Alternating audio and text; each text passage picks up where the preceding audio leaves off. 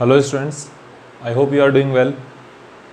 अपना कल का जो टॉपिक था वो था current carrying circular loop and its magnetic field. Okay, magnetic field due to current carrying circular loop, it was a application of Biot-Savart law. Okay, in this case we had a circular loop, and on this axis of circular loop at distance x from its center we had derived value of magnetic field. Okay, at this p point we had derived the magnitude of magnetic field. Okay, and this magnetic field B is equals to mu naught n I r square upon 2 x square plus r square to the power 3/2. Okay,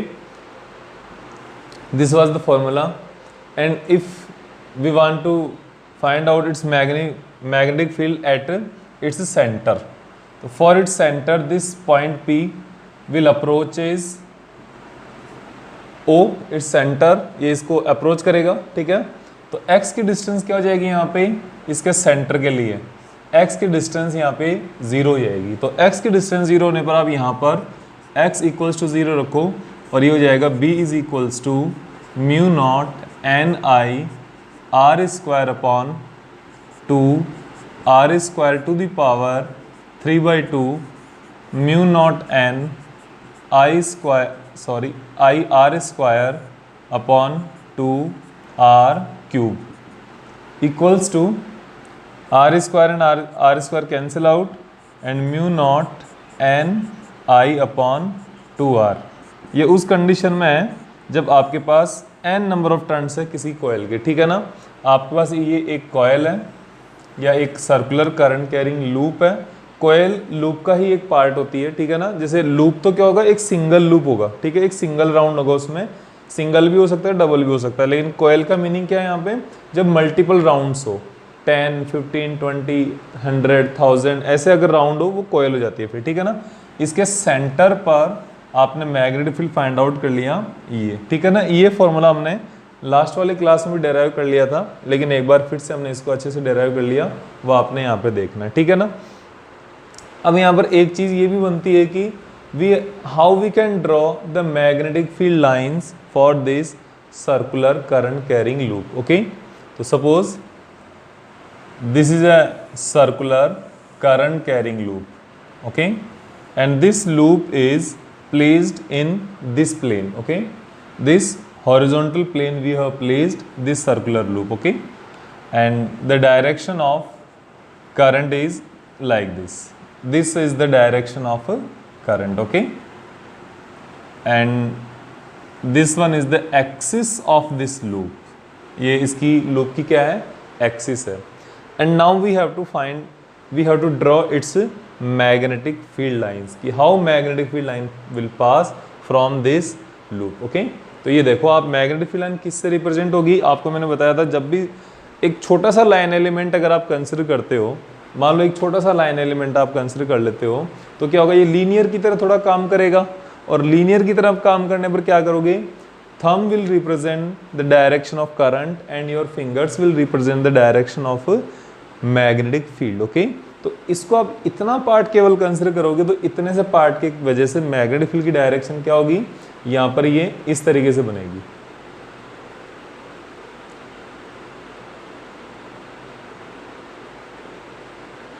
ये इस तरीके से magnetic field lines बनेगा। ठीक है ना, ऐसे कि मैग्नेटिक फील्ड लाइन इस प्लेन्स के, ये जो आपका सर्कुलर रिंग है उसके अंदर से नीचे से ऊपर आ रही है इस तरीके से, और ये सर्कुलर रिंग बन रही है यहाँ पे। This is the direction of magnetic field. Okay, और अगर आप इस दूसरे एंड पर अगर ये ड्रॉ करना चाहोगे तो ये कैसे होगी, अब यहाँ पर ये बाहर की तरफ आ रही है ना करंट, देखो करंट इस तरीके से फ्लो करेगी, एक साइड से अगर अंदर जा रही है तो दूसरी साइड से बाहर आएगी। ठीक है ना, तो यहाँ पर ये मैग्नेटिक फील्ड लाइन कैसे आएगी,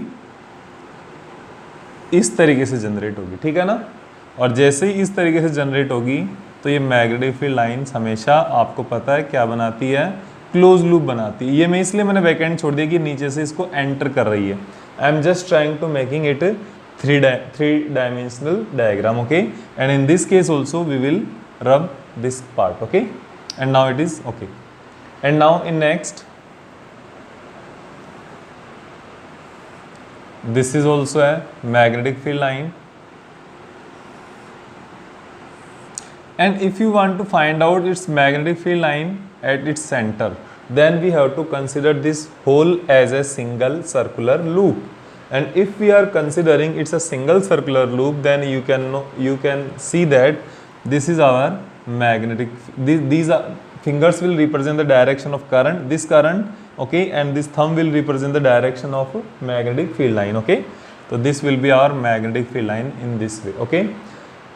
Till now this is a kind of three-dimensional diagram. It's not exactly three-dimensional diagram, it is just like three-dimensional diagram, we are supposing it, okay. But अगर आपको कोई एग्जाम में ये पूछना है, आपकी जो एनसीईआरटी वगैरह में बना हुआ होता है जो डायग्राम, उसको आप इसको कंप्लीट कर सकते हो, कोई इसमें दिक्कत वाली बात नहीं है। ये इसको कंप्लीट करोगे तो भी ये सही रहेगा, ठीक है ना। ये आपको ये बताएगा कि मैग्नेटिक फील्ड लाइंस है वो नीचे से ऊपर की तरफ ऐसे लगातार फ्लो हो रही है, ठीक है ना। और अगर यहाँ पर मैं मैग्नेटिक फील्ड लाइंस की डायरेक्शन को अगर रिवर्स करना चाह रहा हूँ तो हमें करंट की डायरेक्शन रिवर्स करनी होगी, ठीक है। इसका मीनिंग है कि अगर आपने करंट की डायरेक्शन, जैसे ये वाली इस डायरेक्शन में करंट की डायरेक्शन हो गई, तो फिर आपको करंट की डायरेक्शन ऑपोजिट लेनी होगी, ठीक है ना। अगर आपके पास ये सर्कुलर लूप है और करंट की डायरेक्शन ये हो गई, तो आप मैग्नेटिक फील्ड लाइंस कैसे बनाओगे, तो आपकी मैग्नेटिक फील्ड लाइंस बनने वाली ऐसे हो जाएगी, ठीक है। These are the magnetic field lines of this current having opposite direction, okay. ये क्या हो जाएगा, मैग्नेटिक फील्ड लाइंस हो जाएगी, ठीक है।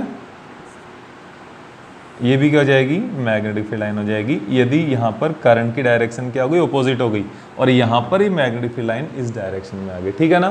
तो ये एक बहुत ही ईजी और एक अच्छा क्वेश्चन आता है एग्जाम में, लगभग 1 मार्क्स में आपको ये मिल जाएगा कि draw the magnetic field lines of this current carrying circular loop.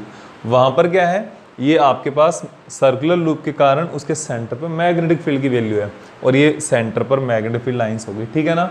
Easily आप इसको डेराइव कर सकते हो। ये हमने कल भी डेराइव किया था, लेकिन आज एक छोटा सा 5 मिनट्स का इसका डिस्कशन थोड़ा ज़रूरी था, इसलिए मैंने आपको करवा दिया, ठीक है ना। लास्ट क्लास में भी ये कर रखा है, लेकिन अभी आपका फिर से एक बार थोड़ा रिवाइज हो गया, it's very good, okay. And now we will move our next topic, okay. So इसको आप नोट कर लेना थोड़ा।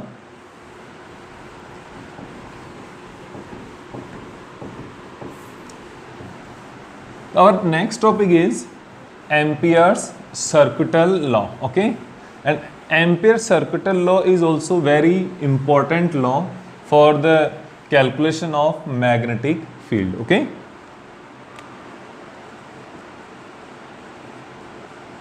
Ampere's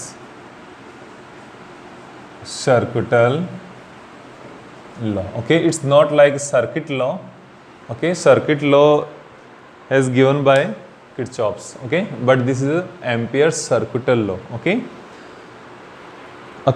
In this law, first of all we have to consider a closed loop, okay, closed loop first of all. And in this closed loop,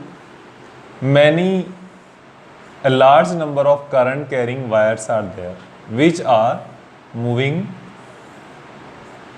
are carrying current and passing through this loop, okay. I current, the net amount of current from all the wires is I, and this is a circular loop, okay.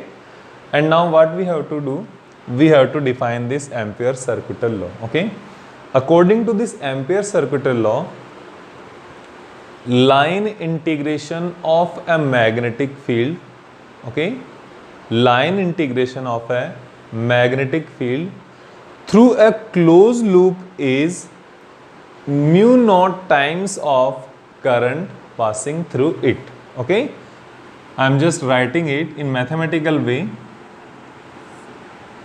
Line integration, first of all integration, line integration means B dot dl, DL stands for small line segment, and if you integrate this line segment, so now it becomes line integration. Line integration of magnetic field for a closed loop is equals to mu naught times current flowing through this loop.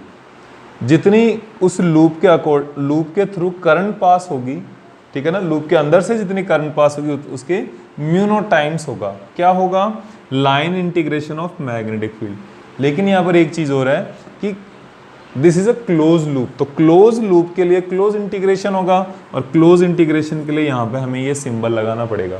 ये जो circle का symbol है ये इसके close loop को या close integration को represent कर रहा है। ये अपने पास क्या हो गया, एम्पियर सर्किटल लॉ हो गया। और इसको आप इस तरीके से भी लिख सकते हो, B dot DL equals to N into mu naught I। N stands for number of currents. If we have large number of n number of currents through this loop, then we can say it is a n number of wire. तो ये n से multiply हो जाएगा, तो ये दोनों ही किसका part है, एम्पियर सर्किटल लॉ की अलग अलग फॉर्म है। ये एक सिंगल वायर के लिए है, ये नंबर ऑफ वायर्स के लिए है, ठीक है ना। अब देखो इसको आप ऐसे भी लिख सकते हो, line integration of magnetic field for a closed loop is mu naught times of current flowing through it, okay, for a close loop. इस क्लोज लूप के अंदर से जितना करंट पास होगी उसके म्यू नॉट टाइम्स होगा इसका लाइन इंटीग्रेशन। ये आपको डेफिनेशन याद रखनी है। अब इस डेफिनेशन को यूज करते हुए हमारे पास क्या रहेगा, डेरिवेशंस रहेंगे, इसकी एप्लीकेशन रहेगी, ठीक है ना। तो हम आगे देख रहे हैं application of amperes circuital law, ठीक है। एप्लीकेशन ऑफ एम्पियर्स लॉ लिख देता हूं मैं डायरेक्ट, ठीक है ना, ज़्यादा हमें इसको नहीं लिखना पड़े, ठीक है। एम्पियर्स लॉ, इसकी फर्स्ट एप्लीकेशन आएगी, first application is solenoid, okay. So now we have solenoid. तो फर्स्ट ऑफ ऑल हमारे दिमाग में एक ही क्वेश्चन आएगा कि व्हाट इज सोलेनॉइड, सोलेनॉइड आखिर है क्या चीज, ये कैसे होगा, ठीक है ना। तो सोलेनॉइड क्या है, अभी आपने जस्ट एक मैग्नेटिक फील्ड फाइंड आउट किया था, वहां पर क्या था, वो एक सर्कुलर करंट कैरिंग लूप था, ठीक है ना। और उसमें आपने ये भी देखा होगा कि n नंबर ऑफ टर्न्स थे, तो n नंबर ऑफ टर्न्स की करंट कैरिंग कॉइल हो गई। तो यहाँ पर भी ये एक टाइप की कॉइल होगी, कॉइल नहीं होगी, एक टाइप की मैं बता रहा हूं मैं, ठीक है ना। Solenoid is a circular current carrying loop kind of thing, okay, having very large distance or length बहुत ज़्यादा होगी, and its radius is very small compared to its length। ये क्या हो गया, आपके पास एक सोलेनॉइड की स्ट्रक्चर हो गई, ठीक है ना। and it is a device which is used for the generation of uniform and very strong magnetic field, okay। Uniform और स्ट्रॉन्ग मैग्नेटिक फील्ड प्रोड्यूस करने के काम आता है कौन, सोलेनॉइड। तो solenoid is a device which is used for the generation of very strong and uniform magnetic field, okay, and it is a circular loop having very large length and very small its radius, okay. Its radius is r is smaller than its length, or you can say very smaller than its length, okay। ये जो radius है इसकी, ये काफ़ी small होगी compare to इसकी इस length के कंपैरिजन में, ठीक है ना। ये और ये क्या काम आता है, it is used for the generation of strong and uniform magnetic field. Reason क्या है, इसके अंदर के inside this solenoid magnetic field लगभग यूनिफॉर्म होता है, ठीक है ना, और स्ट्रांग होता है इसके अंदर मैग्नेटिक फील्ड। जितनी आपको स्ट्रांग मैग्नेटिक फील्ड जनरेट करना है उतनी स्ट्रांग आप इसके अंदर से करंट पास करो या उतने नंबर ऑफ टर्न्स को इंक्रीज कर दो, सोलेनॉइड आपको बहुत स्ट्रांग एक मैग्नेटिक फील्ड काम में प्रोड्यूस करके देगा। और ये इलेक्ट्रिक क्रेन्स में यही सोलेनॉइड्स काम में आते हैं हेवी वेट्स को उठाने के लिए, ठीक है ना। अब इसका मैग्नेटिक फील्ड देखते हैं कैसा होता है, ठीक है ना। तो आप देखो मैग्नेटिक फील्ड इन ए सोलेनॉइड, हमारा ऐसे सोलेनॉइड का क्या काम है, लेकिन इसका मैग्नेटिक फील्ड फाइंड आउट करने के लिए हमें बहुत काम आएगा, ये इसमें देखते हैं, ठीक है ना। अब मैग्नेटिक फील्ड फाइंड आउट करने से पहले आपको इस सोलेनॉइड के अंदर करंट फ्लो होने का पैटर्न भी पता होना चाहिए कि इसके अंदर से करंट किस तरीके से फ्लो होगी, ठीक है ना। आपने 10th क्लास या छोटी क्लासेस में पढ़ा होगा सोलेनॉइड की स्ट्रक्चर क्या होती है। एक आपके पास क्या है, एक कोई एक सिलेंड्रिकल शेप कंसिडर कर लो और उसके ऊपर आप क्या करो, वायर्स को लपेटते जाओ, ठीक है। तो ये क्या हो जाएगा, सोलेनॉइड की तरह बिहेव करेगा। और एक जो स्प्रिंग की जो शेप है, स्प्रिंग के टाइप की शेप होती है किसकी, सोलेनॉइड की, ठीक है। तो यहाँ पर मैं एक सोलेनॉइड बनाने की कोशिश कर रहा हूँ आपके सामने, ठीक है। ये आपके सामने एक सोलेनॉइड की शेप बनाने की कोशिश कर रहे हैं हम। ये एक वायर यहाँ से हमने स्टार्ट किया है और ये यहाँ से क्या आएगा, पीछे से आएगा और फिर नीचे से वापस बाहर निकलेगा, ये आ जाएगा, ठीक है। फिर यहाँ से बाहर निकलेगा और ऊपर से लपेटा जाएगा, फिर निकलेगा, फिर बाउंड होगा, फिर बाउंड होगा, ऐसे लगातार आते आते फिर यहाँ पर ये वापस बाहर निकल जाएगा, ठीक है। तो अब देखो, सपोज मैंने यहाँ से करंट एंटर किए इसके अंदर, यहाँ से आपने करंट एक सोर्स अप्लाई कर दिया, बैटरी अप्लाई कर दी यहाँ पे, ऐसा मान लो आप। तो यहाँ से करंट अप्लाई करने पर ये करंट यहाँ से क्या जाएगी, इनसाइड मूव करेगी, ठीक है, अंदर की तरफ जाएगी ना। तो ये अब मैंने यहाँ पे क्या लगा दिया, क्रॉस लगा दिया, और यही करंट यहाँ से क्या आएगी, इनसाइड जाके वापस बाहर आएगी, ठीक है। फिर यहाँ पर इनसाइड जाएगी और पूरी राउंड करके फिर यहाँ से बाहर आएगी।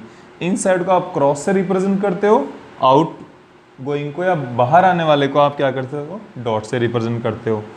फिर क्रॉस से, फिर यहाँ पे डॉट, फिर इनसाइड, फिर आउटसाइड, फिर इनसाइड, फिर आउटसाइड, फिर इनसाइड और फिर आउटसाइड, और ये फिर नीचे वायर से क्या हो जाएगी, एग्जिट हो जाएगी ये करंट, ठीक है ना।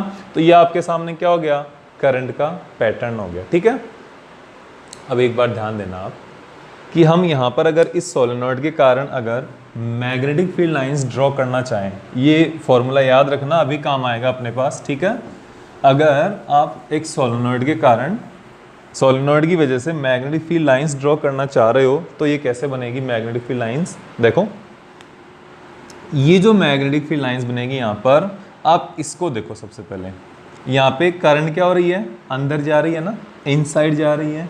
तो मैग्नेटिक फील्ड इस अकेले सिंगल वायर के कारण मैग्नेटिक फील्ड क्या होगा, मैं इसको थोड़ा बड़ा बना देता हूँ यहाँ पे।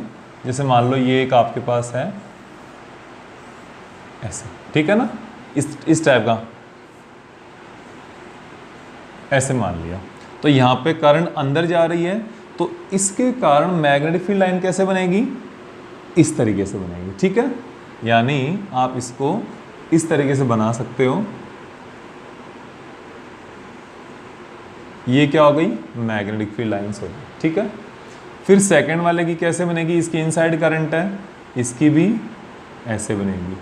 अब देखो आप यहाँ पे इस किनारे पर देखना, यहाँ पे इस किनारे पर इसके कारण मैग्नेटिक फील्ड और इसके कारण मैग्नेटिक फील्ड क्या है, दोनों एक दूसरे के ऑपोजिट है ना। तो यहाँ पर ये एक दूसरे को क्या करते जाएंगे, आगे से आगे कैंसिल आउट करते जाएंगे। सेम नीचे होगा, अगर नीचे की अगर मैं बात करूँ तो ये जो मैग्नेटिक फील्ड लाइन है वो क्या होगी, आउटसाइड है, तो ये इस तरीके से बन जाएगी, और यहाँ पर इसके कारण भी इस तरीके से बन जाएगी। तो यहाँ पे क्या हुआ देखो, इन दोनों केस में क्या हुआ, मैग्नेटिक फील्ड लाइंस एक दूसरे के ऑपोजिट है, तो ये एक दूसरे को हमेशा कैंसिल आउट करने की कोशिश करेगी, ठीक है। तो इसके किनारों पर, एजेस पर और इसके आउटसाइड में मैग्नेटिक फील्ड लाइंस हमेशा या तो जीरो होगा आइडियल केस में, लेकिन आइडियल केस तो होता ही नहीं है, लगभग नेग्लिजिबल मैग्नेटिक फील्ड होगा इसके बॉर्डर्स पे और इसके आउटसाइड में। लेकिन इनसाइड का क्या कंडीशन है ये देखो, जितने भी ये वायर है, ठीक है, ये आपने जो फील्ड लाइन बनाई है इसको आप यहाँ पर देखो, इसको आप यहाँ पर देखो, ये सारे क्या होते जाएंगे, ये तो मैंने काफ़ी दूर दूर बनाया है, ये वायर और भी नज़दीक होते हैं, ठीक है। तो ये क्या होते हैं, सारे के सारे एक दूसरे के साथ ऐड होते जाएंगे, ठीक है। और जब ये ऐड होते जाएंगे और यहाँ पर आप देखोगे तो यहाँ पर इस डायरेक्शन में है ना ये मैग्नेटिक फील्ड लाइन, तो यहाँ पर किस डायरेक्शन में होगी, चेक करो एक बार, देखो ये डायरेक्शन है, ये होगी, ये डायरेक्शन है, ये मतलब यहाँ से भी मैग्नेटिक फील्ड लाइंस की डायरेक्शन क्या है, सेम है, और मैग्नेटिक फील्ड लाइंस की इस डायरेक्शन में बन रही है ये, ठीक है। तो सोलेनॉइड के इनसाइड अंदर मैग्नेटिक फील्ड लाइन जो बन रही है वो कैसे बनेगी, देखो इस तरीके से बनेगी। अगर ये आपने करंट का पैटर्न लिया है, ऊपर ये अंदर की तरफ जा रही है, नीचे ये बाहर की तरफ जा रही है, तो ये मैग्नेटिक फील्ड लाइंस इस तरीके से बनेंगी, ठीक है। ये आपके क्या हो गया, मैग्नेटिक फील्ड लाइंस का पैटर्न हो गया इन है सोलेनॉइड, ठीक है, ये हो गया, ठीक है। अब देखो आप ऐसे, ठीक है। अब आप यहाँ पर कुछ एक को है ना एकदम पूरा बढ़ा करके वापस भी लेकर आ सकते हो, क्योंकि आपको पता है मैग्नेटिक फील्ड लाइंस हमेशा क्लोज लूप बनाती है, तो ये क्लोज लूप तो बनाएगी ऑब्वियसली बनाएगी, बिना क्लोज लूप के तो मैग्नेटिक फील्ड लाइन होती नहीं है, ठीक है। और जब ये आपका पास करंट, ये जो मैग्नेटिक फील्ड लाइन इस तरफ से यहाँ से बाहर निकल रही है, तो this end of this solenoid will act as a north pole, okay, and this end will act as a south pole। ये नॉर्थ पोल की तरह बिहेव करेगा, ये सॉरी ये वाला नॉर्थ पोल की तरह बिहेव करेगा, और ये वाला किसकी तरह बिहेव करेगा, साउथ पोल की तरह बिहेव करेगा। तो ये आपका सोलेनॉइड के कारण मैग्नेटिक फील्ड लाइंस होगी, ठीक है ना। अब इस सोलेनॉइड के कारण जो आपकी मैग्नेटिक फील्ड लाइंस है, इसको आगे हम मैग्नेटिक फील्ड कैलकुलेट करने के लिए कैसे काम में लेते हैं, ठीक है ना। These are magnetic field lines, okay. मैं थोड़ा इसको यहीं पर कर देता हूं, जिससे कि आप ना आगे का बोर्ड को अपन यूज कर सकें इसको, ठीक है ना। तो देखो आगे,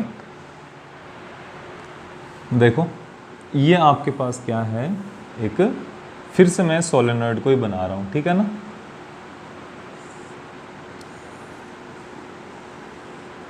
ये सोलेनॉइड हो गया, और इसका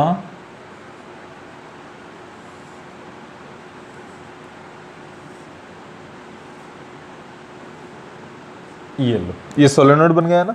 यहां से करंट इनसाइड जा रही है और यहां से करंट आउटसाइड जा रही है, ठीक है। ये हो गया सोलेनॉइड का पार्ट हो गया। हमें क्या चाहिए, इसके अंदर मैग्नेटिक फील्ड कैलकुलेट करना है इनसाइड दिस सोलेनॉइड। और अभी हमने क्या डिस्कस किया था, एम्पियर सर्किटल लॉ डिस्कस किया था, और according two ampere circuital law आपको पता है हमें क्या चाहिए, क्लोज लूप पता होना चाहिए, क्लोज लूप चाहिए, ठीक है ना। तो क्लोज लूप के लिए हम एक ऐसा लूप कंसिडर करेंगे जिसमें हमारी हर टाइप की सिचुएशंस आ जाए उसमें। तो हमारे पास क्या है, ये क्लोज लूप हो गया, जो इसके बाहर भी एक रेक्टेंगुलर क्लोज लूप ले लिया हमने, जो इसके बाहर से लेकर अंदर तक है, ठीक है ना। इसकी लेंथ ये हो गया आपके पास P Q R S, P Q R S हो गया। और इसकी लेंथ जो है ना, हमने इसको L कंसिडर कर ली क्लोज लूप की, हो गया आपके सामने, ठीक है। अब देखो इसको कैसे आगे सोल्व करते हैं। आपको चाहिए मैग्नेटिक फील्ड। मैग्नेटिक फील्ड के बारे में आपको पता है कि line integration of magnetic field, line integration of magnetic field for a close loop will be equals to mu naught times of current flowing through this wire, okay. इसके इस जो आपका लूप है, इस लूप के क्रॉस करने वाली जितनी करंट्स होगी उसके म्यू नॉट टाइम्स हो जाएगा, ठीक है ना। ये आपने यहाँ पर कंसिडर करना है। अब देखो इसको कैसे देखते हैं आगे। अकॉर्डिंग टू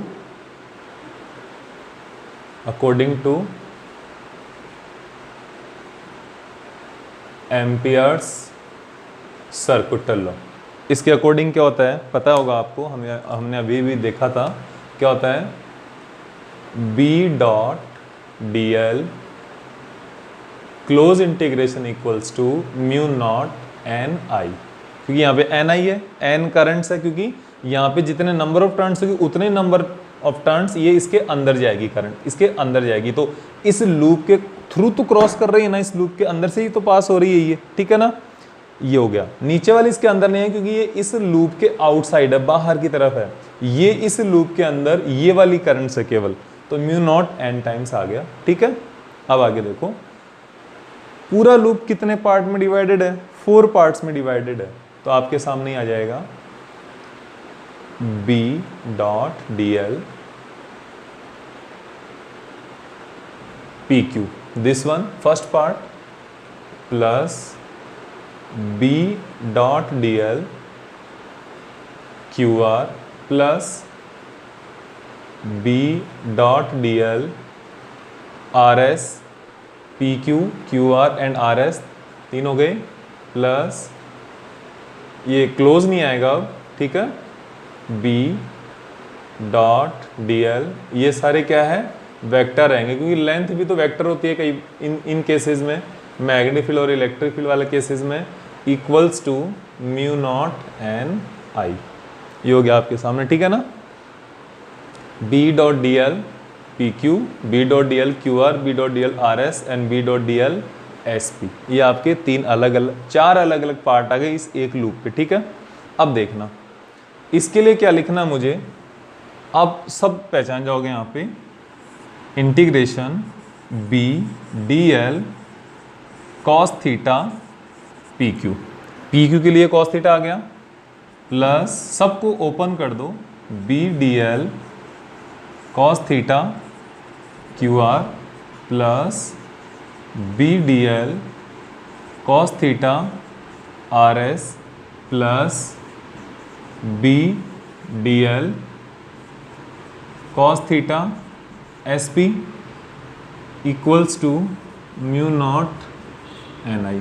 आपको एक बात पता होना चाहिए, हमने कॉस थीटा क्यों लिखा, क्योंकि इसका जो डॉट प्रोडक्ट है इसको ओपन किया हमने, डॉट प्रोडक्ट को ओपन किया, इसको सोल्व किया है। अब देखो इस क्यू आर के लिए क्या यहाँ पर मैग्नेटिक फील्ड प्रेजेंट है, इनसाइड, यस प्रेजेंट है, और डायरेक्शन क्या है मैग्नेटिक फील्ड की, ये देखो इसके अंदर बता रखी है मैंने, ये डायरेक्शन है, और लूप, इस लूप की जो लाइन है इसकी डायरेक्शन क्या है, ये भी इसी डायरेक्शन में है, तो एंगल थीटा इक्वल्स टू कितना हो गया, यहाँ पर थीटा इक्वल्स टू कितना 0, तो कॉस 0 इक्वल्स टू 1, ठीक है। अब क्यू आर के ऊपर आ जाओ, तो क्यू आर पे क्या है, मैग्नेटिक फील्ड लाइन तो ऐसे है और ये ऊपर की तरफ है, तो एक दूसरे के बीच में एंगल कितना हुआ यहाँ पे एंगल हो गया theta equals to 90 and cos 90 equals to कितना हो गया 0, तो ये सेकंड वाली टर्म क्या हो गई 0 हो गई, ये वाली टर्म। अब देखो यहाँ पे क्या, यहाँ पे मैग्नेटिक फील्ड प्रेजेंट है क्या, एंगल तो बाद की बात है, यहाँ पे मैग्नेटिक फील्ड प्रेजेंट नहीं है, तो आपने यहाँ पे क्या लिख दिया, ये लिख दिया, ठीक है। अब इसके बाद देखो आगे B डॉट डी एल, तो B डॉट डी एल कहाँ से आएगा, ये वाला लास्ट वाला एस पी है ना, हाँ एस पी है, तो एस पी ये रहा इस डायरेक्शन में है और मैग्नेटिक फील्ड इस डायरेक्शन में, दोनों के बीच में एंगल फिर से 90 डिग्री, यहाँ पे B होने से पूरी टर्म 0 हो जाएगी और यहाँ पे थीटा इक्वल्स टू 90, तो और कॉस 90 इक्वल्स टू 0, तो ये फर्स्ट ये वाली टर्म, ये वाली टर्म और ये वाली, ये 3 टर्म्स बिकम्स 0, ओके, ये 0 हो गए तीनों टर्म्स, और बची कौन सी अकेली टर्म है, और ये क्या हो जाएगी, integration B D L of P Q is equals to mu naught N I. ये क्या हो गया सॉल्व, ठीक है। यहाँ पे अब आपको पता है B पूरे के अंदर मैग्नेटिक फील्ड तो क्या रहेगा, कांस्टेंट यूनिफॉर्म रहेगा, और आपको क्या करना है, integration of D L P Q equals to mu naught N I. ये हो गया। एक बात आपको ध्यान रखनी है, आप ये कहोगे सर आपने यहाँ पर तो ये क्लोज इंटीग्रेशन ले रखा था, यहाँ पे ये ओपन कैसे कर दिया, यहाँ पे तो नहीं लगाया आपने सर्कल, ये क्लोज इंटीग्रेशन पूरे कंप्लीट लूप के लिए सिंगल था इसलिए लगा रखा था। यहाँ पर ये इतनी लाइन इतनी लाइन इतनी लाइन और इतनी लाइन, इन सब पे क्या हो गया, ये डिवाइड हो गया इसलिए, ठीक है ना। चलो इसके आगे देखो, B D L equals to mu naught N I, ये हो गया।